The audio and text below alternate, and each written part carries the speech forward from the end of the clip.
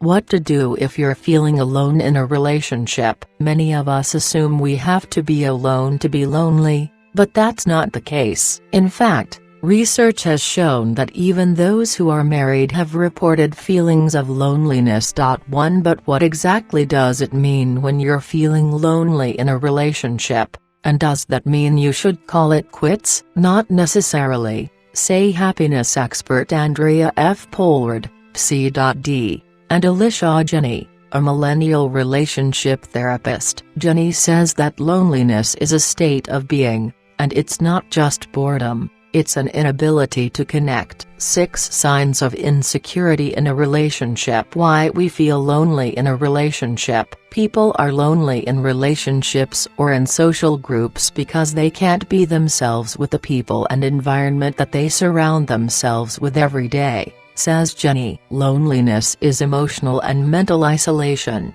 Some signs to look out for include feeling unable to be yourself with your partner, lacking genuine intimacy, and hiding your true feelings and likes. This state can stem from many different things, including depression, grief, and anxiety. Jenny says that every relationship is different, but if you're feeling lonely, it can be one of 2 things. The first is that you may be with the wrong person, even if you may match well on paper. Because of this, you may have been unable to let your partner connect with the authentic you, so you have nothing in common or don't even have similar values or needs.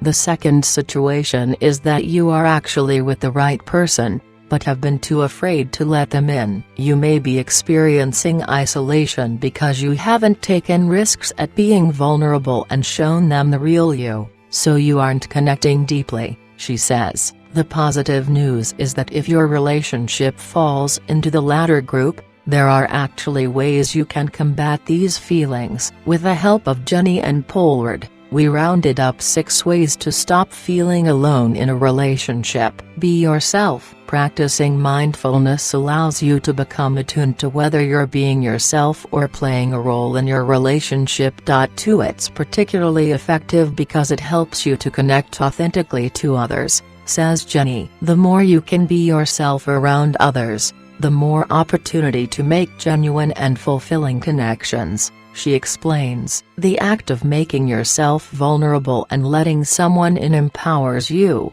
This is why therapy can be helpful. Seeing the real you empowers you, comforts you, connects you, and even grounds you. Take vulnerable risks. In order to show your true self, you have to take some risks. It's not comfortable, it's not always safe, but this will help you determine who will support you and who will not, Jenny says. You can do this by being emotional in front of your SO, or it can be as simple as sharing a story with them. When you share a piece of yourself, it combats your loneliness since you are open to finding a true connection. This is why we feel close to pets on another level. It's because when we do something silly or disgusting in front of them, we trust they will love us unconditionally. This is what you are also needing from humans, she says. Self-evaluate. If you're feeling lonely in your relationship, take the time to go inward and be honest with yourself about why this may be. Some people are addicted to external stimulation.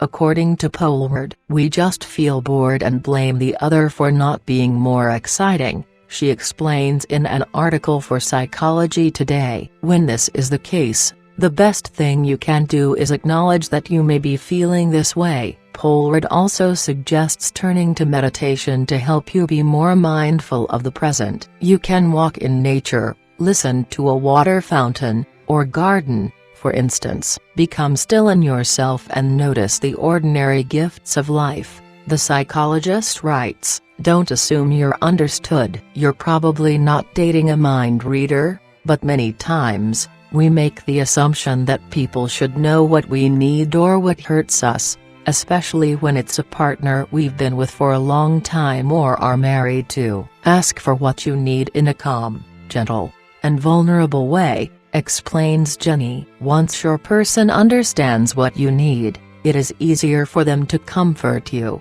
which in turn dissolves your emotional loneliness. Speak up. Learning to ask for what you need is key. If you spend a lot of time going with the flow and not putting your 2 cents in, it may be time to start piping up, says Jenny. Expressing your feelings and thoughts will help you feel more valued in your relationship because this communication is how you achieve mutual respect. And guess what? You don't even always have to agree with the other person's opinion. Listen. As important as speaking up and being honest with your partner is in a healthy relationship, it's equally important to listen to what your SO has to say and work to understand their perspective. According to Polward, she explains that communicating well does not predict satisfaction in a couple, but that a satisfied couple communicates well. Because of this, even if you and your partner are able to improve your communication skills, you still might not feel less lonely in your relationship. However, Polward notes that if there is still love in your hearts for one another,